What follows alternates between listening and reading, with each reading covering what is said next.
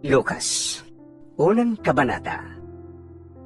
Kagalang-galang na Teopilo, marami na pong nagsikap na sumulat tungkol sa mga bagay na naganap sa gitna namin. Ang kanilang sinulat ay ayon sa itinuro sa amin ng mga tao na buhat pa sa pasimula ay nakasaksi nito at nangaral ng magandang balita. Kaya matapos kong suriin ng buong ingat ang lahat ng pangyayari buhat pa sa pasimula, minabuti ko pong sumulat din ng isang maayos na salaysay para sa inyo upang lubusan ninyong matiyak ang katotohanan ng mga itinuro sa inyo. Noong panahong si Herodes ang hari ng Judea, may isang paring Hudyo buhat sa pangkat ni Abias ng pangalay Zacarias. Ang kanyang asawang si Elizabeth ay mula rin sa angkan ni Aaron. Kapwa sila kalugod-lugod sa paningin ng Diyos at namumuhay ng tapat sa mga utos at tuntunin ng Panginoon. Wala silang anak dahil paog si Elizabeth at sila'y kapwa matanda na. Isang araw, nalulungkulan ng pangkat ni Zacarias at ginagampanan niya ang kanyang tungkulin sa harapan ng Diyos bilang isang pari. Nang sila'y magpalabunutan, ayon sa kaugalian ng mga paring Hudyo, siyang nahirang na magsunog ng insenso. Sa oras ng pagsusunog ng insenso, pumasok siya sa templo ng Panginoon habang nagkakatipon naman sa labas ang mga tao at nananalangin. Doon ay nagpakita sa kanya ang isang anghel ng Panginoon. Nakatayo ito sa gawing kanan ng damba ng sunugan ng insenso. Nasindak si Zacarias at natakot nang makita niya ang anghel. Ngunit sinabi nito sa kanya, "Huwag kang matakot, Zacarias. Dininig ng Diyos ang iyong panalangin. Ang iyong asawang si Elizabeth ay magkakaanak ng isang lalaki, at Juan ang ipapangalan mo sa bata. Ikaw ay matutuwa at magiging maligaya. Marami ang magagalak sa kanyang pagsilang, sapagkat siya ay magiging dakila sa paningin ng Panginoon. Hindi siya dapat uminom ng alak o anumang inuming nakakalasing. Sa sinapupunan pa lamang ng kanyang ina, ay mapupuspos na siya ng Espiritu Santo. Sa pamamagitan niya ay maraming Israelita ang magbabalik loob sa Panginoon nilang Diyos. Mauuna siya sa Panginoon na taglay ang espiritu at kapangyarihan ni Elias upang pagkasunduin ang mga ama at ang kanilang mga anak at panumbalikin sa daang matuwid ang mga suwaid. Sa gayon, ipaghahanda niya ng isang bayan ang Panginoon." Sinabi ni Zacarias sa anghel, Paano ko pong matitiyak na mangyayari yan? Ako'y matanda na at gayon din ang aking asawa. Sumagot ang anghel, Ako'y si Gabriel na naglilingkod sa Diyos. Sinugo niya ako upang dalhin sa iyo ang magandang balitang ito. Ngunit dahil sa hindi ka naniwala sa mga sinasabi kong matutupad pagdating ng takdang panahon, ikaw ay magiging pipi. Hindi ka makakapagsalita hanggang sa araw na maganap ang mga ito. Samantala, naghihintay naman kay Zacarias ang mga tao. Nagtataka sila kung bakit nagtagal siya ng ganon sa loob ng templo. Paglabas niya, hindi na siya makapagsalita. Kaya't mga senyas na lamang ang ginagamit niya.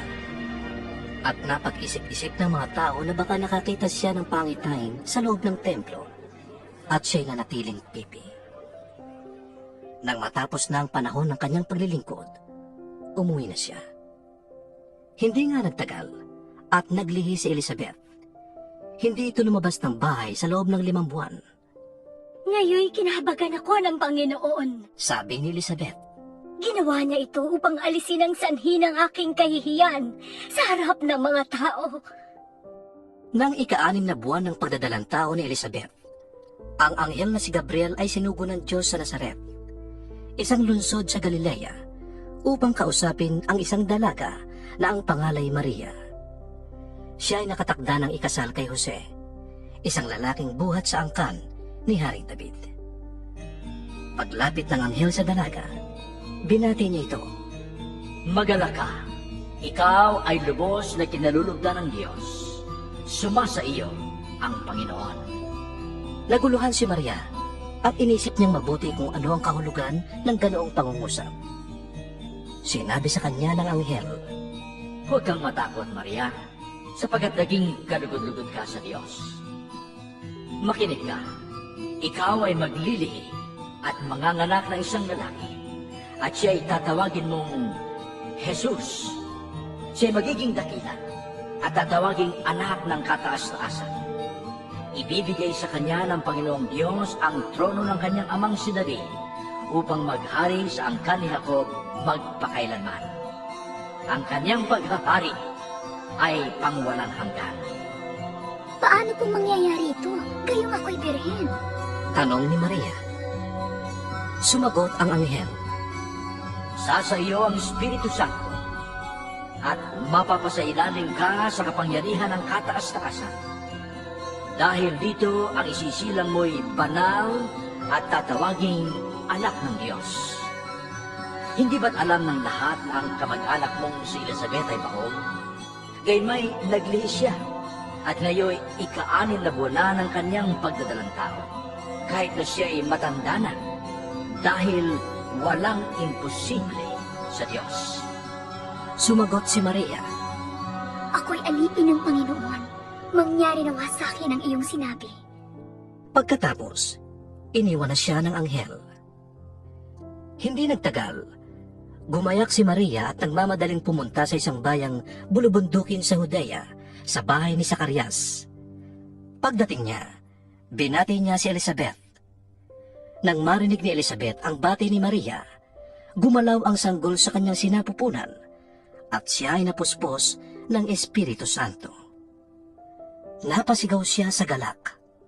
Pinagpala ka sa mga babae at pinagpala rin ang dinadala mo sa iyong sinapupunan.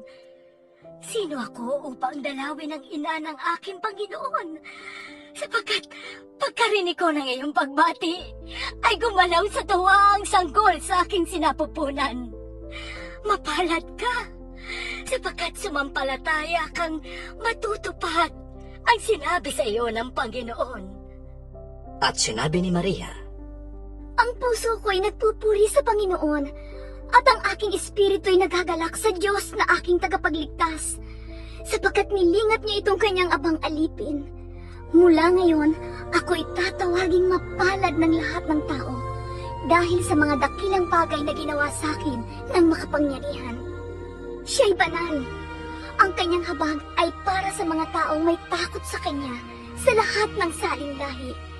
Ipinakita niya ang lakas ng kanyang mga bisig, ikinalat niya ang mga may palalong isip. Tinanggal sa kanilang luklukan ang mga may kapangyarihan, at itinaas ang mga nasa abang kalagayan. Pinasagana niya sa mabubuting bagay ang mga kapuspalad, at pinaalis ng walang dalang anuman ang mayayaman. Tinulungan niya ang kanyang bayang Israel, at naalalang ito'y kanyang kahabagan. Tinupad niya ang kanyang pangako sa ating mga ninuno, kay Abraham at sa kanyang lahi, magpakailanman. tumira si Maria kina Elizabeth nang may 3 buwan at saka umuwi. Dumating ang oras ng panganganak ni Elizabeth at nagsilang siya ng isang sanggol na lalaki. Nagalak ang kanyang mga kapitbahay at mga kamag-anak nang mabalitaan nilang siya'y pinagpala ng Panginoon. Makalipas ang 1 linggo, dumalo sila sa pagtutuli ng sanggol. Zacarias sana ang itatawag nila sa bata, gaya ng pangalan ng kanyang ama. Ngunit sinabi ni Elizabeth, Hindi. Juan ang ipapangalan sa kanya. Subalit, wala naman kayong kamag-anak na may ganyang pangalan. tugon nila. Sinenyasan nila ang kanyang ama upang itanong kung anong ibig nitong itawag sa sanggol.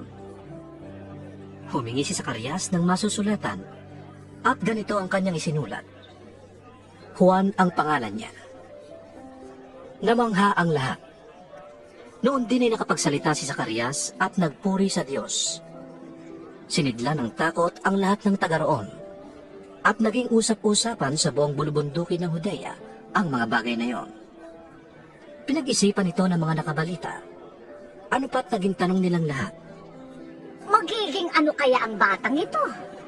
Sapagkat maliwanag na nasa kanya ang Panginoon. Si Zacarias na ama ng bata ay napuspos ng Espiritu Santo at nagpahayag ng mensahe mula sa Diyos. Purihin ang Panginoong Diyos ng Israel. Tinulungan niya at pinalaya ang kanyang bayan. Nagsugo siya sa atin ng isang makapangyarihang tagapagligtas mula sa angkan ni David na kanyang lingkod. Ito'y ayon sa ipinangako niya noong una sa pamamagitan ng kanyang mga banal na propeta. Na ililigtas niya tayo mula sa ating mga kaaway, mula sa kamay ng lahat ng napupuot sa atin. Ipinangako niya nakahahabagan ang ating mga ninuno at aalalahanin ang kanyang banal na tipan. Sinumpa niya sa ating ninunong si Abraham na ililigtas niya tayo sa ating mga kaaway upang makapaglingkod sa kanya ng walang takot at maging banal at matuwid sa kanyang paningin habang tayo'y nabubuhay. Ikaw na anak ko ay tatawaging propeta ng kataas-taasang Diyos sapagkat mauna ka sa Panginoon upang ihanda ang kanyang mga daraanan at upang ipaalam sa kanyang bayan ang kanilang kaligtasan, ang kapatawaran ng kanilang mga kasalanan. Mapagmahal at mahabagi ng ating Diyos. Magbubukang liwayway na sa atin ang araw ng kaligtasan.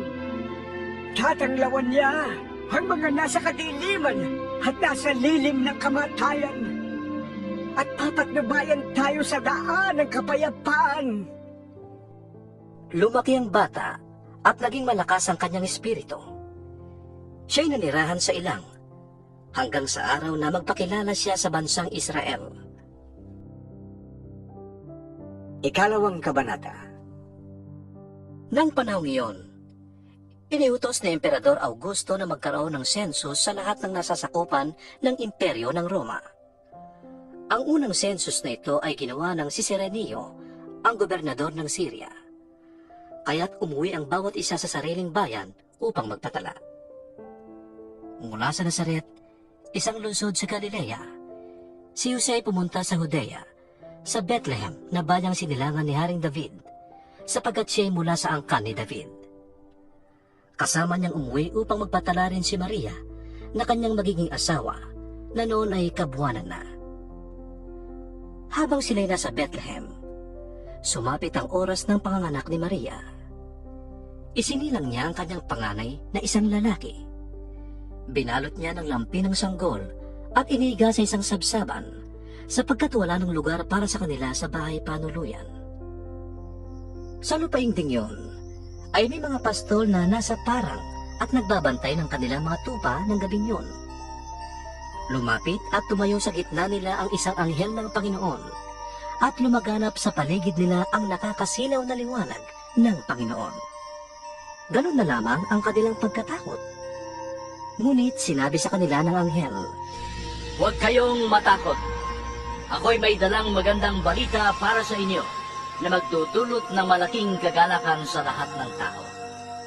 Isinila ngayon sa bayan ni David ang inyong tagapagligtas, ang Mesiyas na Panginoon.